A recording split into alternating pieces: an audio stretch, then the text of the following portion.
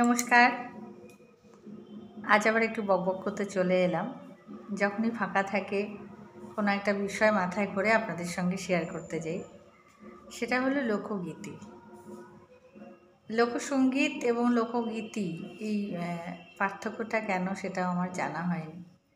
আমি যদিও শিখেছি এবং আমার আধুনিক বাংলা গান, শ্যামাসঙ্গীত, লোকগীতি, ভজন, কীর্তন, অতুল প্রসাদ এবং নজরুলগীতিতে গ্রেড করার সময় আমি সব গানই অন্তত 30টা গান আমার মানে ঠোঁটস্থ আছে।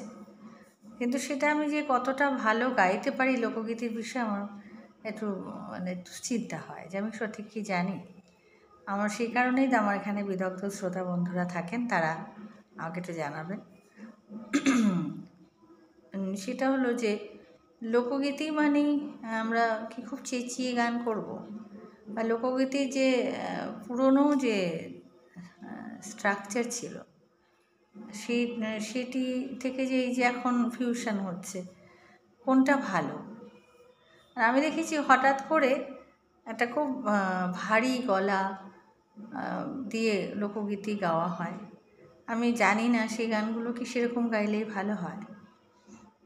আমি যদি গিয়ে দেখাতে পারতাম তো খুব ভালো হতো, কিন্তু আমি মনে হয় আমি সেটা অত লাউড গাইতে পারি না।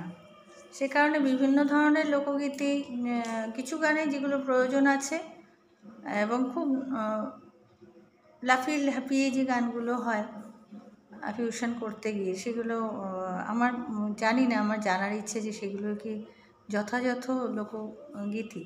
যদিও গানের বিভিন্ন বিবর্তনের মধ্যে দিয়ে গান চলে আসে আধুনিকীকরণের জন্য, সেটা সহজ ভাবে মানুষের কাছে জনপ্রিয় হওয়ার জন্য হয়তো এগুলো করা হয়, ফিউশনগুলো।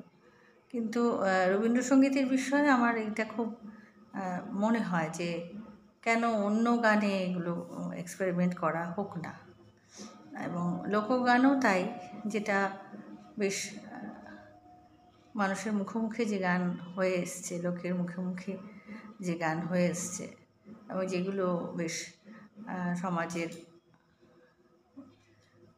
নানান দিক তুলে ধরছে এবং অর্ধশিক্ষিত, প্রায় অশিক্ষিত, মানে সেই অর্থে অশিক্ষিত বলতে চাইনি, মানে যেমন আমরা যেটা বলি স্কুল কলেজের লেখাপড়া, এগুলো যারা জানেন না তারাও গান লিখতে পারতেন, সেরকম মুখে মুখে গান তৈরি হতো। সেই গানের একটা মাটির গন্ধ কি আজকাল আমরা পাই? এবং আমি অনেক গান গাইতে গিয়েও গাই না, আমার মনে হয় যেন আমাকে মানাচ্ছে না। সেই বিষয়টি আমার একটু জানার ছিল। এবং এই যে লাউড গান, মানে লোকগীতি মানেই একটা অযথা ভীষণ জোর দেওয়া গলায়, এটাই কি ঠিক? আমি এটা জানতে চাই। যদি কেউ জানেন আমাকে অবশ্যই জানাবেন।